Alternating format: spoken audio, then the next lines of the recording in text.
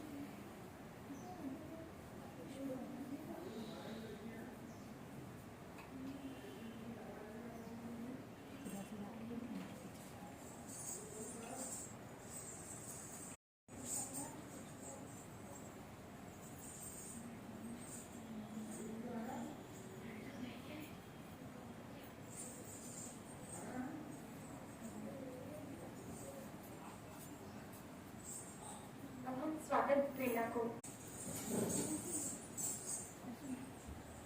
अब स्वागत बेला को प्रारंभ करते हैं। मैं प्राचार्य जी के स्वागत के लिए आदरणीय शीतल मैम को आमंत्रित करती हूँ कि वो आकर मैम का स्वागत करें। मैम योगिता मैम को स्वागत करती हूँ कि वो आकर मैम का स्वागत करें।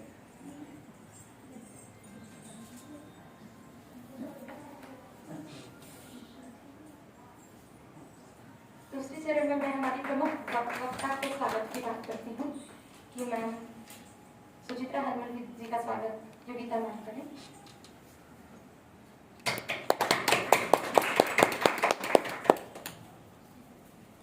आगे बढ़ते हैं। अब हम मध्य प्रदेश गान का प्रारंभ करेंगे, तो आप सभी से निवेदन है कि अपने अपने स्थान पर खड़े हो जाइए।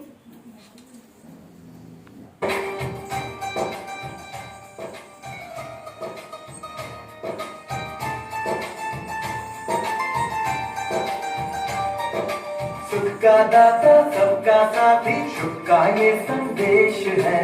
माँ की गोद पिता का आश्रय मेरा मध्य प्रदेश है। कविता न्याय वीरता गायन सब कुछ यहाँ विशेष है। हृदय देश का यह मैं इसका मेरा मध्य प्रदेश है। मेरा मध्य प्रदेश है। सुख का दाता सबका साथी, सुख का दाता सबका साथी शुभ का ये संदेश है। माँ की गोद पिता का आशा मेरा मध्य प्रदेश है। सुख का दाता सबका साथी शुभ का ये संदेश है। माँ की गोद पिता का आशा मेरा मध्य प्रदेश है। विंध्याचल साफान नर्मदा कांचल किसके पास है। यहाँ ज्ञान विज्ञान कला का लिखा गया इतिहास है। विंध्याचल साफान नर्मदा कांचल किसके पास है। यहाँ ज्ञान विज्ञान कला का लिखा गया इतिहास है। उर्वर भूमि सघन वन रक्त संपदा जहाँ अशेष है। स्वर सौरभ सुषमा से मंडित मेरा मध्य प्रदेश है। सुख का दाता सबका साथी शुभ का ये संदेश है। माँ की गोद पिता का आश्रय मेरा मध्य प्रदेश है। सुख का दाता सबका साथी शुभ का ये संदेश है। माँ की गोद पिता का आश्रय मेरा मध्य प्रदेश है। क्षिप्रा में अमृत खंड का मिला कृष्ण को ज्ञान यहाँ। महाकाल को तिलक लगाने मिला हमें वरदान यहाँ। क्षिप्रा में अमृत घट का मिला कृष्ण को ज्ञान यहाँ। महाकाल को तिलक लगाने मिला हमें वरदान यहाँ। कविता न्याय वीरता गायन सब कुछ यहाँ विशेष है। हृदय देश का यह मैं इसका मेरा मध्य दाता सबका साथी शुभ का ये संदेश है।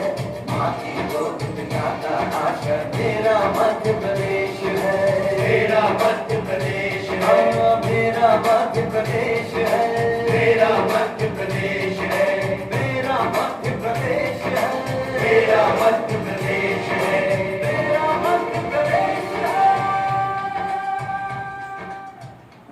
पुनः आप सभी को मध्य प्रदेश दिवस की हार्दिक शुभकामनाएं। मध्य प्रदेश स्थापना दिवस के उपलक्ष्य में हम आज इस कार्यक्रम का आयोजन किया गया है। आज यह कार्यक्रम 2 कड़ियों में होगा। प्रथम कड़ी में भारतीय संस्कृति में कलाओं का महत्व विषय पर व्याख्यान आयोजित किया गया है, जिसकी मुख्य वक्ता हैं डॉक्टर सुचित्रा हलमकर जी। एवं दूसरी कड़ी में देशभक्ति गीतों पर आधारित नृत्य प्रतियोगिता का आयोजन किया गया है। जैसा कि आप सब जानते हैं, 1 नवंबर 1956 को मध्य प्रदेश का गठन हुआ था, जिसे आत्मनिर्भर मध्य प्रदेश के रूप में मनाया जा रहा है। आज हम सभी आजादी के अमृत महोत्सव वर्ष के अंतर्गत मध्य प्रदेश स्थापना की 65वीं वर्षगांठ को मनाने के लिए यहाँ एकत्रित हुए हैं। मध्य प्रदेश ऐतिहासिक रूप से तो समृद्ध राज्य है। यहाँ की विविध नैसर्गिक सुंदरता की तरह यहाँ की कला और संस्कृति भी बहुआयामी है।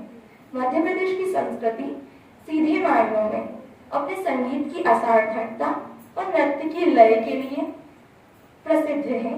हमारी संस्कृति कलाओं के महत्व को बताने के लिए यहाँ एक व्याख्यान का आयोजन किया गया है, जिसके हमारी मुख्य वक्ता हैं मध्य प्रदेश शिखर सम्मान से अलंकृत प्रतिष्ठित कथक नृत्यिका सम्माननीय डॉक्टर सुचित्रा हलमकर जी।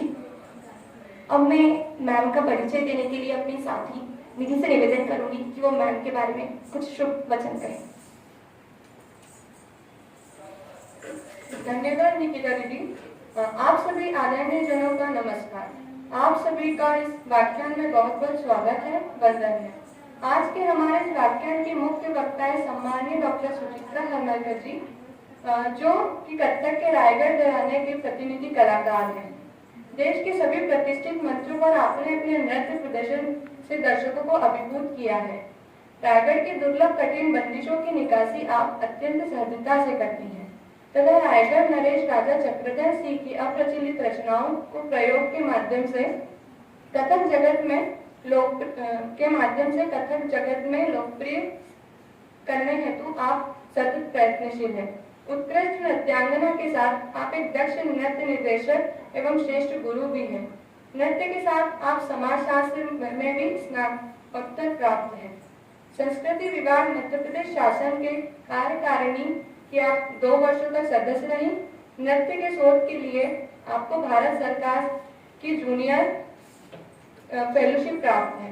लास्य मंजरी का समीक्षात्मक अध्ययन इस विषय पर डॉक्टरेट की उपाधि आपको डॉक्टर पुरु राजीव जी से निर्देशित प्राप्त हुई है।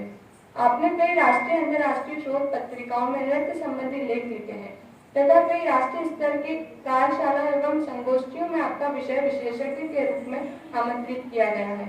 मध्य प्रदेश के कई विश्वविद्यालयों के बोर्ड ऑफिस स्टडीज के आप सदस्य हैं। आपके निर्देशन में कई छात्राओं को डॉक्टरेट की उपाधि प्राप्त हो चुकी है। आपको श्रृंगार मणि मराठी गौरव अभिभव कला सम्मान श्री फड़के कला सम्मान आदि के साथ संस्कृति विभाग मध्य प्रदेश शासन द्वारा शास्त्रीय नृत्य के क्षेत्र में उत्कृष्ट साधना जीवन पर्यंत सृजन सक्रियता के दृष्टिगत वर्ष 2017 तक शिखर सम्मान प्राप्त है। नृत्य में शुद्धता और परंपरा के पक्षधर सुचित्रा शास्त्रीयता के दायरे में प्रयोग की हिमायती है। आपने कई नृत्य नाटिकाओं को निर्देशन किया है, जिससे प्रमुख रूप से नवरंगिनी गाता रघुनंदन की अमृतस्य नर्मदा नारी के शौर को प्रदर्शित करती नृत्य नाटिकाएं अनुकृति कृष्णायन आदि है। आप देवी अहिल्या विश्वविद्यालय में भी नृत्य विषय की एकमात्र शोध निदेशक है। नृत्य में शुद्धता और परंपरा पक्षधर सुचित्रा शास्त्रीयता के दायरे में प्रयोग की हिमायती है। संप्रति आप शासकीय महारानी लक्ष्मीबाई स्नातकोत्तर कन्या महाविद्यालय जिला भवन इंदौर में नृत्य विभाग की विभागाध्यक्ष है। मैं ऐसे सरल स्वभाव एवं मधुरभाषी कलानुरागी डॉक्टर सुचित्रा हलमकर जी का व्यक्तिगत रूप से आमंत्रित करती हूँ।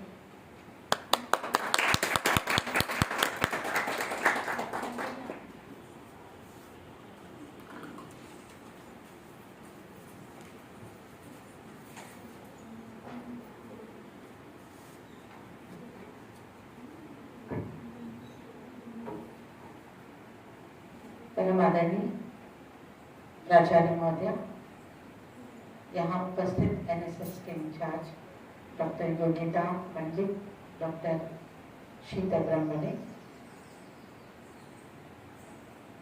वादन विभाग के विभागाध्यक्ष डॉक्टर विनीता वर्मा और नृत्य विभाग की प्रोफेसर डॉक्टर अंजना चौरसिया और उपस्थित समस्त छात्राएं।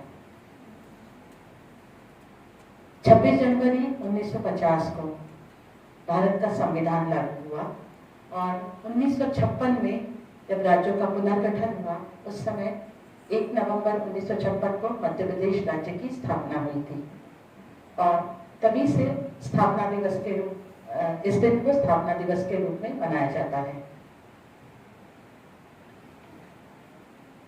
इस वर्ष मध्य प्रदेश स्थापना दिवस आत्मनिर्भर मध्य प्रदेश के रूप में पूरे प्रदेश में मनाया जा रहा है और इस अवसर पर मैं आप सभी का हार्दिक अभिनंदन करती हूँ और बधाई देती हूँ।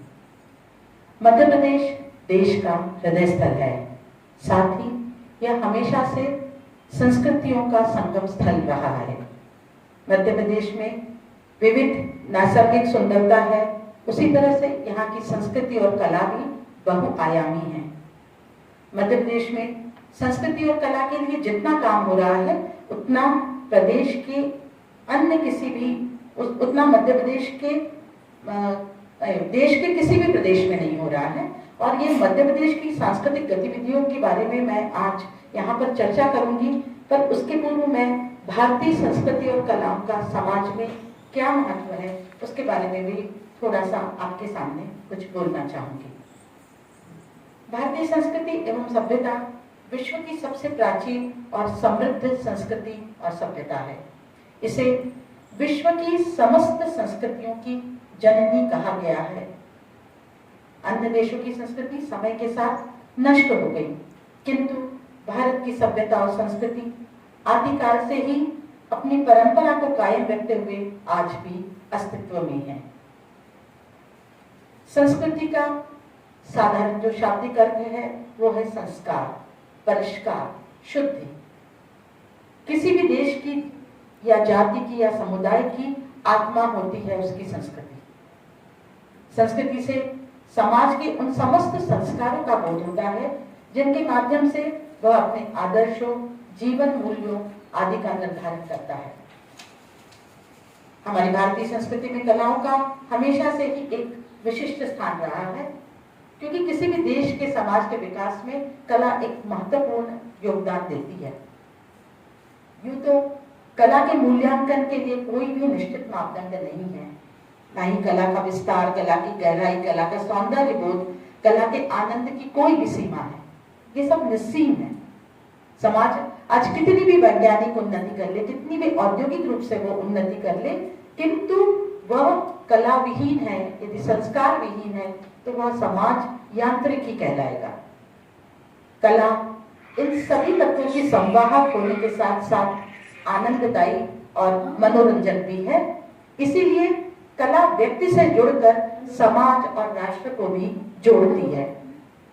हमारे देश की कलाएं अमूल्य सांस्कृतिक धरोहर है जो देश काल से परे भारतीय संस्कृति की वसुधैव कुटुंबकम की भावना को चरितार्थ करती हुई समस्त मानव जाति को एकता और प्रेम के सूत्र में बांधती है। कलाओं में शामिल है दर्शन और अध्यात्म, कलाओं में जीवन मूल्य भी है। कला व्यक्तिगत और सामाजिक एकीकरण के अतिरिक्त एक सार्वभौमिक अभिव्यक्ति है। यह वर्तमान की संस्कृति को तो स्वस्थ बनाती है, साथ ही भविष्य के लिए स्वस्थ परंपरा का संरक्षण एवं नई संस्कृति के संधान का दायित्व भी बखूबी निभाती है। एक महत्वपूर्ण कलाओं के बारे में यदि हम बात कहें तो वह यह है कि कलाएं समाज को संवेदनशील हृदय संपन्न बनाती है और मुझे लगता है जिसकी समाज को आज सबसे अधिक आवश्यकता है। हमारा भारतवर्ष उत्सव धर्मी है, विविधता में एकता हमारी पहचान है।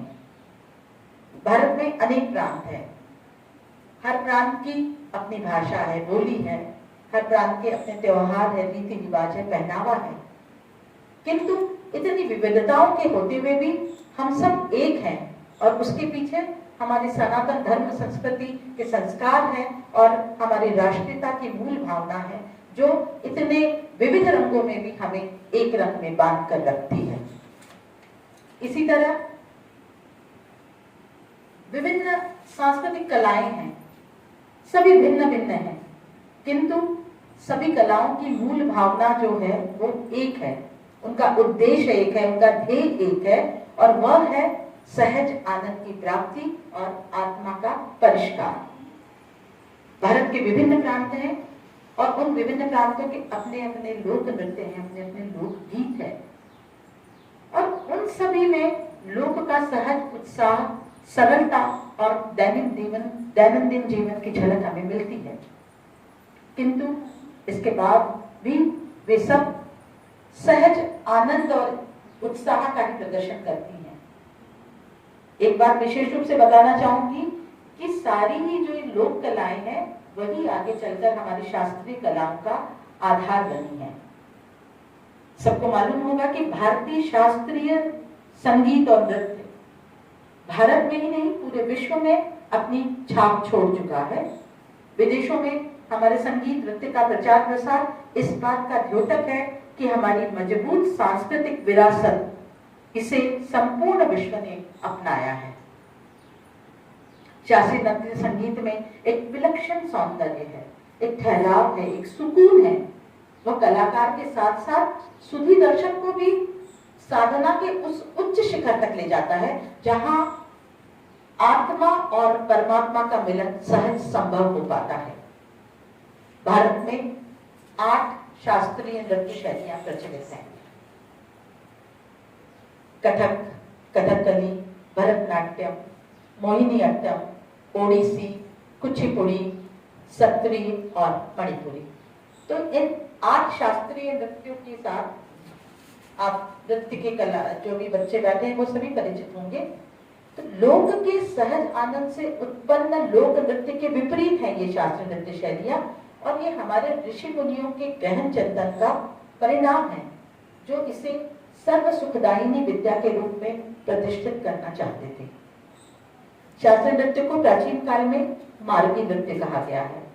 2 प्रकार के नृत्यों का उल्लेख होता है, मार्गी और देसी। उसमें से शास्त्रीय नृत्य हमारे प्राचीन काल का मार्गी नृत्य है और जिसमें शरीर के संपूर्ण अंगों के हलन चलन के निश्चित नियम निर्धारित हैं। संपूर्ण शरीर की विभिन्न अंग भंगिमाएं हैं, उनकी निश्चित भाव मुद्राएं हैं और उनके माध्यम से हम किसी भी भाव और अभिनय को प्रकट करने में समर्थ हैं। इन शास्त्रीय नृत्यों का एक लिखित शास्त्र है और उनके आधार पर ही इनको प्रदर्शित किया जाता है। भारतीय नृत्य कला को शास्त्रीय धरातल पर प्रतिष्ठित करने का श्रेय आचार्य भरत मुनि को प्राप्त है। शास्त्र और नियमों में बंधे होने के कारण यह नृत्य अधिक क्लिष्ट होते हैं। इन्हें सीखने के लिए परिश्रम की और अधिक साधना की भी आवश्यकता होती है। यहाँ पर एक बात और भी ध्यान देने योग्य है कि हमारे ये अधिकांश शास्त्रीय नृत्य इनकी उत्पत्ति मंदिरों से हुई है। भक्ति और आराधना इन शास्त्रीय नृत्यों का मुख्य प्रमुख उद्देश्य रहा है। कालांतर में समाज में बहुत परिवर्तन हुए और समाज में परिवर्तन होने के साथ साथ यह नृत्य मंदिरों से निकला, महफिलों में आया और महफिलों से निकलकर आज यह नाट्य मंचों पे सार्वजनिक रूप से स्थापित हो गया है। सांस्कृतिक कलाओं को लेकर हमारे पूरे प्रदेश में एक सकारात्मक माहौल है और इसका पूरा श्रेय मध्य प्रदेश शासन की संस्कृति नीति को जाता है, जिसके अंतर्गत प्रदेश में विभिन्न कलाओं की स्वतंत्रता और सम्मान के साथ उनके विकास के अवसरों में निरंतर वृद्धि की जा रही है। प्रदेश की विशाल सांस्कृतिक परंपरा को सहेजने का शासन का ईमानदार प्रयास जारी है। आम नागरिकों के लिए कलाओं के रसास्वादन के अवसरों का विकास प्रदेश की आदिवासी और लोक संस्कृति के प्रामाणिक संरक्षण के विशेष प्रयत्न, कला संबंधित संस्थाओं का पुनर्गठन और विस्तार, कलात्मक गतिविधियों का विकेंद्रीकरण तथा दुर्लभ होती जा रही शैलियां और रूपाकारों के लिए विशेष समर्थन आदि अनेक ऐसे शासन के उपक्रम हैं जो हमें देश के अन्य प्रदेशों से अलग खड़ा कर देते हैं। कला साहित्य संस्कृति के विकास के लिए और उनके विकास के लिए योगदान देने वालों को प्रोत्साहन देने के लिए राज्य शासन समय समय पर सम्मान और पुरस्कार भी देता है। इनमें से जो शासन के प्रमुख पुरस्कार हैं वो हैं शिखर सम्मान, कबीर सम्मान, तानसेन अलंकरण, कालिदास सम्मान, तुलसी सम्मान, लता मंगेशकर सम्मान, कुमार गंधर्व सम्मान, मैथिली शरण गुप्त सम्मान इत्यादि इत्यादि। तो हमें गर्व होना चाहिए कि हम एक ऐसे प्रदेश के निवासी हैं जहां कला और कलाकारों का सम्मान है। उच्च शिक्षा में संस्कारों और कला विषयों को प्राथमिकता दी जा रही है।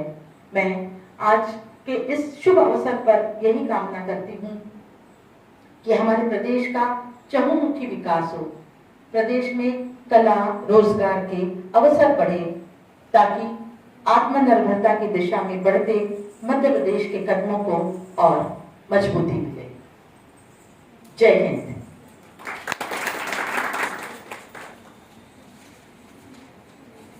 धन्यवाद मैम, आपके इस व्याख्यान से हमें बहुत लाभ पहुंचा है और हम जरूर ही बहुत लाभान्वित हुए हैं। अब इस कार्यक्रम को आगे बढ़ाते हुए मैं दूसरी कड़ी की ओर चलती हूँ। इस कड़ी में हमने संगीत पर देशभक्ति के गीतों पर आधारित नृत्य के आयोजन किया है। जो भी प्रतिभागी हैं अपना गाना लेकर मंच के पास प्रस्तुत हो। प्रतिभागी आज की इस नृत्य प्रतियोगिता के निर्णायक के रूप में मैं आमंत्रित करती हूँ नृत्य विषय की प्राध्यापिका सम्माननीय डॉक्टर अंजना चौरसिया मैम। कृपया आप अपना स्थान ग्रहण करें।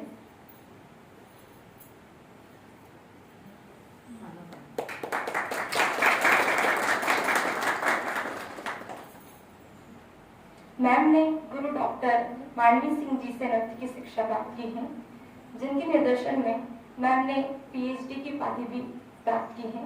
वे विगत कई वर्षों से हमारे संस्थान में कार्यरत हैं। प्रतिभागी का स्वागत करने के लिए योगिता मैम से निवेदन करती हूँ कि वह उनका स्वागत करें।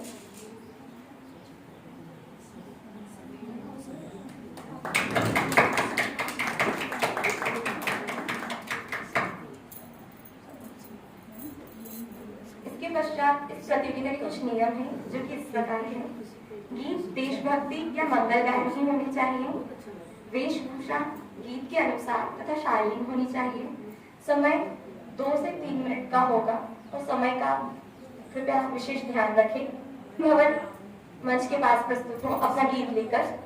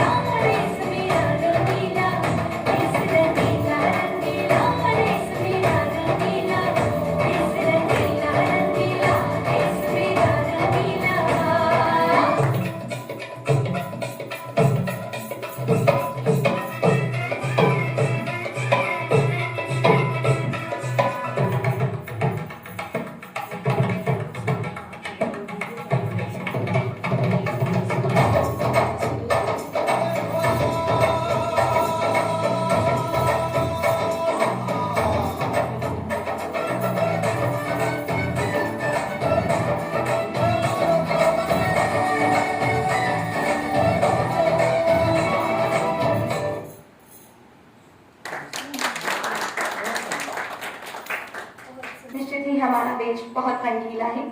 अगली प्रतिभागी अनमोल सोमानी को मैं अपना गीत लेकर उपस्थित होने के लिए अनुरोध करती हूँ। सोमा।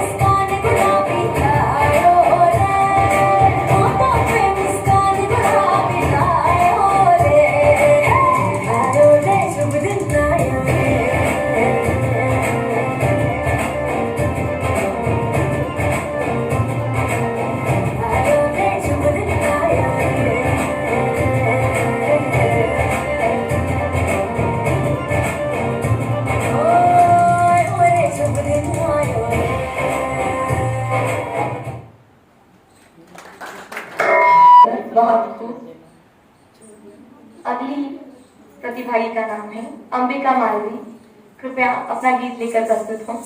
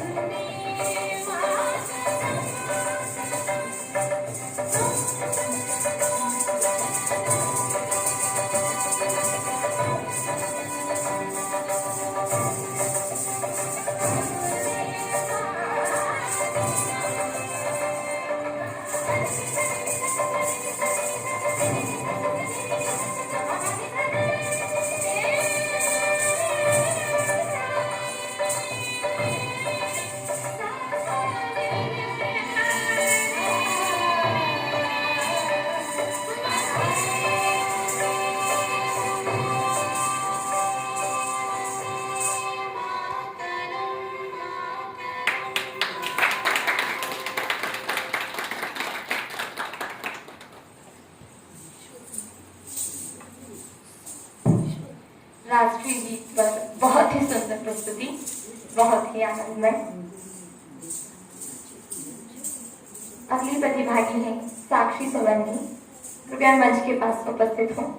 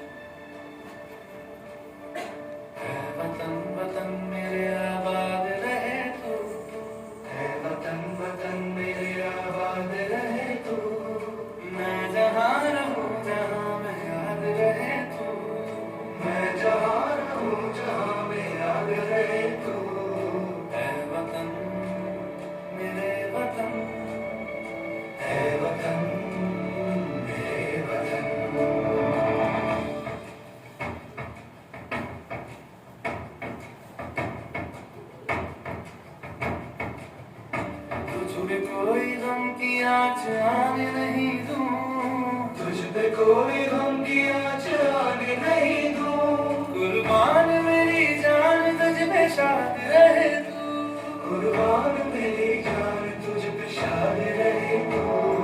है वतन वतन मेरे आबाद रहे तू, मैं जहाँ रहूं जहाँ में याद रहे तू। है वतन मेरे वतन, मेरे वतन, है वतन, है वतन, मेरे वतन, मेरे वतन। आबाद रहे तू, है वतन, मेरे वतन, आबाद रहे तू,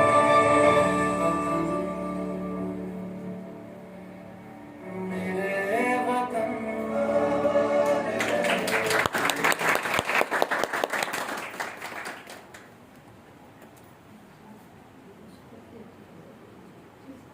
बहुत ही सुंदर, बहुत खूब, बहुत आनंददायक। अगली प्रतिभागी है पूजा राजलीवाल।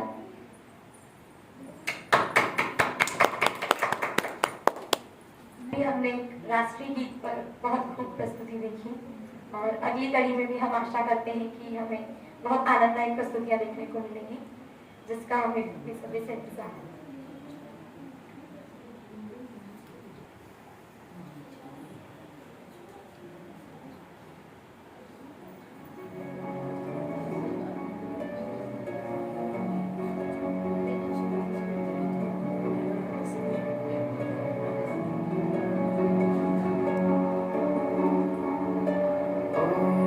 जीना जीना जीना उड़ा गुलाब, माही तेरी चुनरिया लहराए।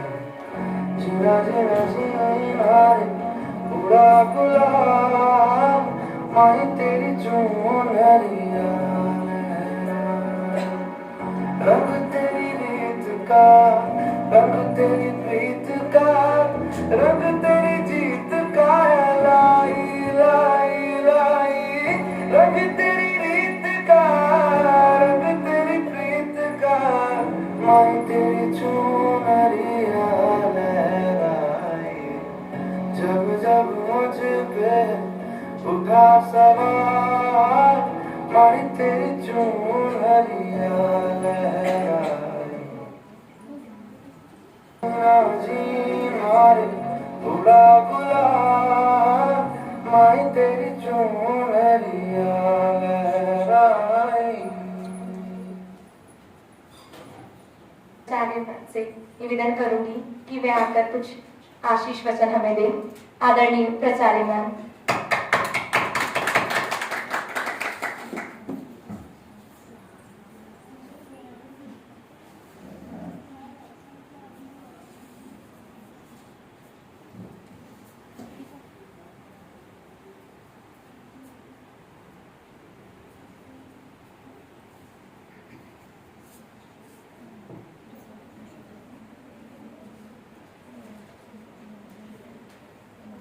परम स्नेही डॉक्टर सुचित्रा हरमलकर,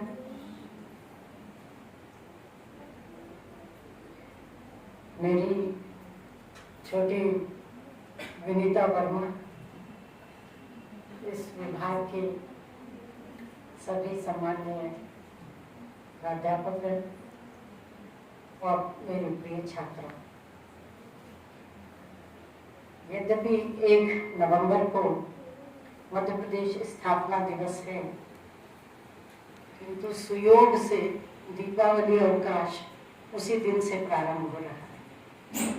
इसलिए कदाचित आज इस मध्य प्रदेश दिवस का आप लोगों ने कार्यक्रम आयोजित करने का विचार किया है। सर्वप्रथम मैं आप सबको मध्य प्रदेश स्थापना दिवस की हार्दिक शुभकामनाएं और बधाई देती हूँ।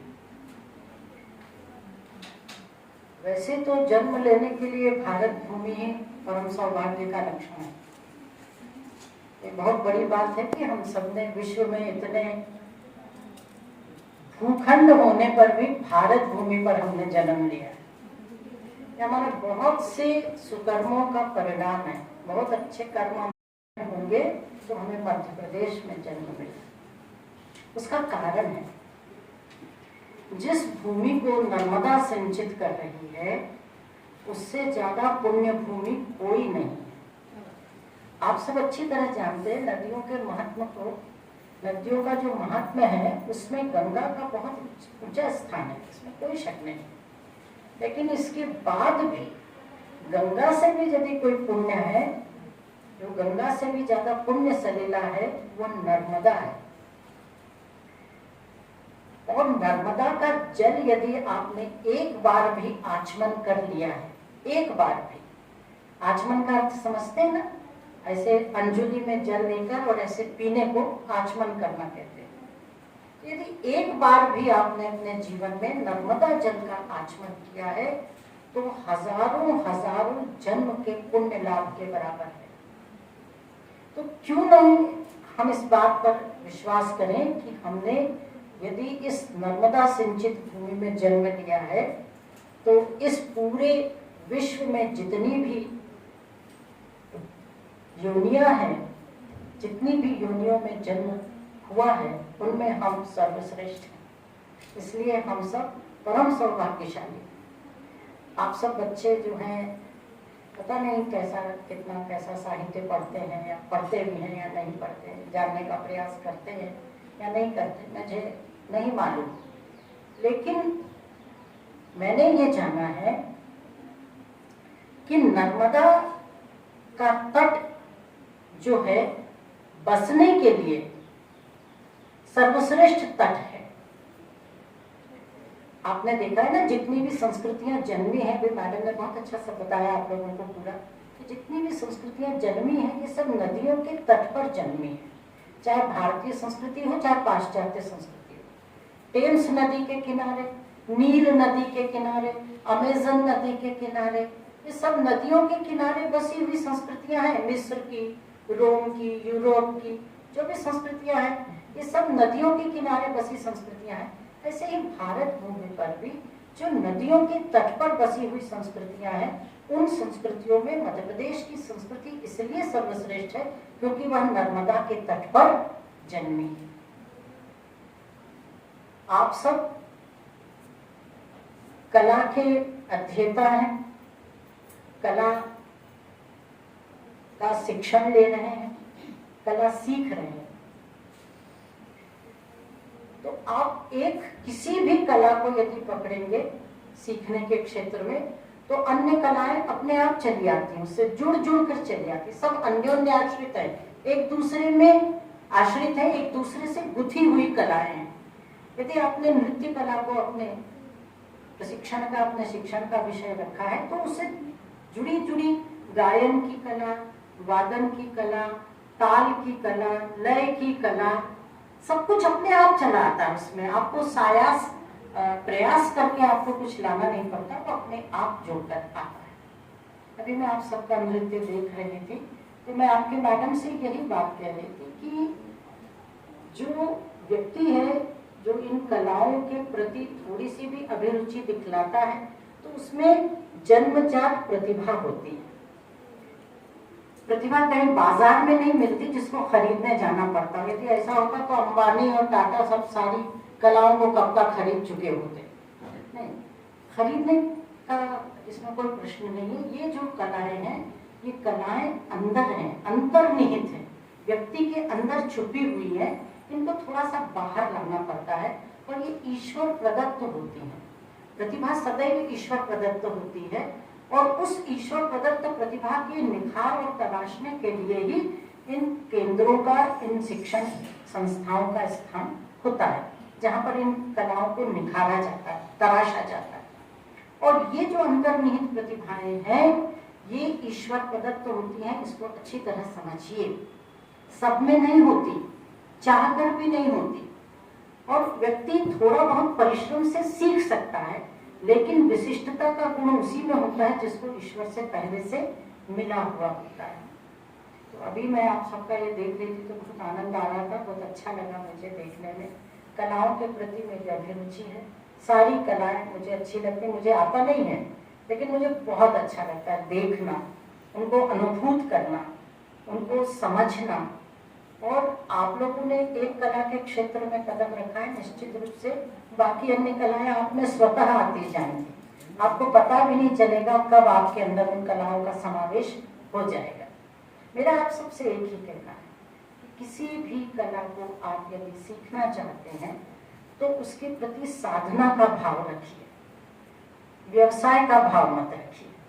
व्यवसाय तो बहुत आसान है करना, किसी भी कला से रोजी रोटी कमाना बहुत आसान है, लेकिन साधना बहुत कठिन है। तो मेरा आप सबसे यही अनुरोध है कि आप लोग कला के प्रति व्यवसाय का भाव न रखकर साधना का भाव रखें। साधना तपस्या को कहते हैं, तप का भाव रखिए। जितना अधिक से अधिक तप आप करेंगे, उतनी अधिक से अधिक कला आपकी निखरेगी।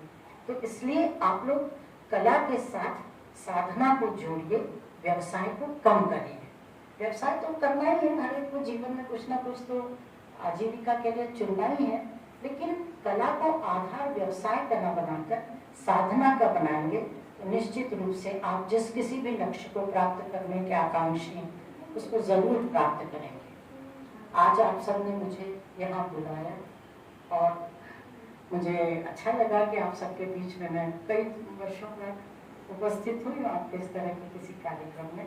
अच्छा लगा मुझे, बच्चों ने भी जो प्रस्तुतियाँ दी बहुत अच्छी लगी, और सबसे अच्छा मुझे ये लगा कि बच्चों ने इस कार्यक्रम को संचालित किया। जो भी अभी कार्यक्रम का संचालन कर रही है बच्ची, बहुत अच्छा किया उसने, मुझे बहुत अच्छा लगा। आप लोगों ने अच्छे शब्दों का प्रयोग करके, अच्छी भाषा में, अच्छी तरह से, ये सब सीखने की चीज़ें हैं बेटा। ये छोटे छोटे कार्यक्रम आपके होंगे, ये आपकी प्रतिभा को और आगे ले जाएंगे। और ऐसे ही आप लोग, और एक ही नहीं, आप सब में होगा ये गुण, लेकिन किसी में भय होता है, किसी में संकोच होता है, किसी में थोड़ी सी लज्जा होती है, किसी को ये लगता है कि पता नहीं लोग क्या कहेंगे, मुझसे बनेगा या ना बनेगा। ऐसे बहुत सारे संशय भी होते हैं, अपनी ही प्रतिभा के प्रति हम स्वयं सशंकित होते हैं। तो ऐसा भाव न रखते हुए सभी लोग थोड़ा थोड़ा प्रयास करके देखिए। इस बार इन्होंने किया, अगली बार कोई और छात्रा करे, तो धीरे धीरे आप लोग खुल जाएंगे और इस तरह से आप लोगों की ये जो प्रतिभा आपके अंदर छुपी हुई बाहर आएगी। हम लोगों को भी पता चलेगा कि महाविद्यालय में कितनी बच्चियां ऐसी हैं जो बहुत अच्छे से किसी भी कार्यक्रम का संचालन कर सकती हैं। उनको हम अवसर देना चाहेंगे कि वो आगे आके महाविद्यालय के विभिन्न कार्यक्रमों का संचालन करें और अपने इन विशिष्ट गुणों का प्रदर्शन हम सबके बीच में करें।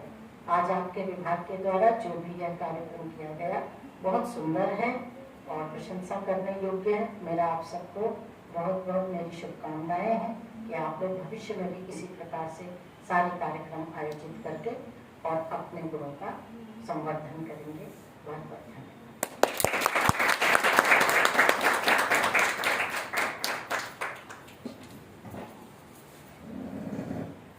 धन्यवाद मैम। अब मैं आदरणीय निर्णायक मैम से अनुरोध करती हूँ कि वे आज की प्रतियोगिता का निर्णय प्रस्तुत करें। आदरणीय मैम।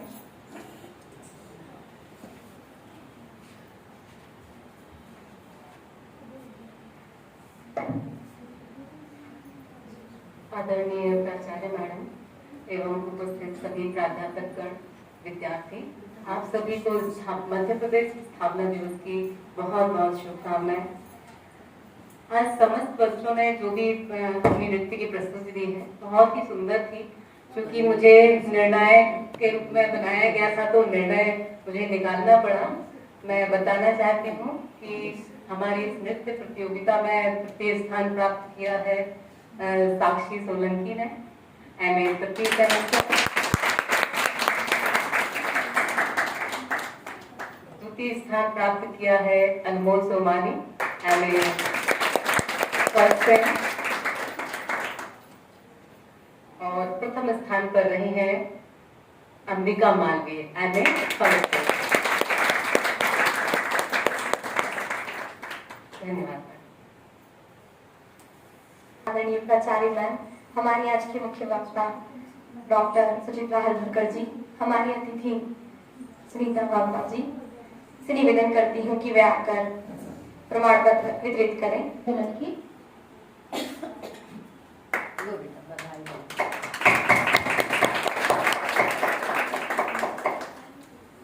अनमोल सोमानी,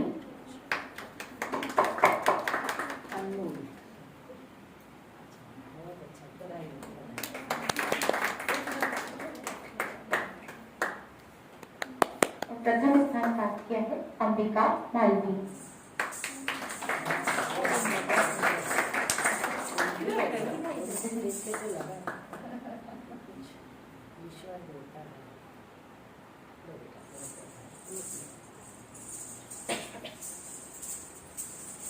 आप सभी का बहुत बहुत धन्यवाद। अब मैं आभार व्यक्त करने के लिए अपनी साथी निधि को आमंत्रित करती हूँ।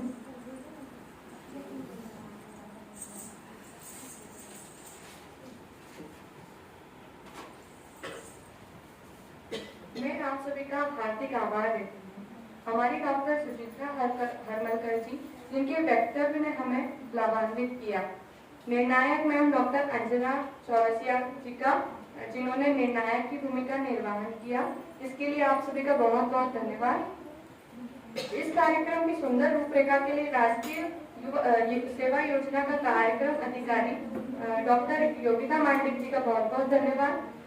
तकनीकी सहायता के लिए रूपाली का बहुत बहुत धन्यवाद देती हूँ मैं। संचालक के लिए मेरी साथी निकिता जी का भी बहुत आभार व्यक्त करती हूँ। इस कार्यक्रम की शोभा बढ़ाने के लिए सभी शिक्षिका और छात्रा का भी मैं धन्यवाद देती हूँ। अपना निधि राजपूत आपको धन्यवाद देती हूँ। आप सभी का दिन मंगलमय हो। धन्यवाद।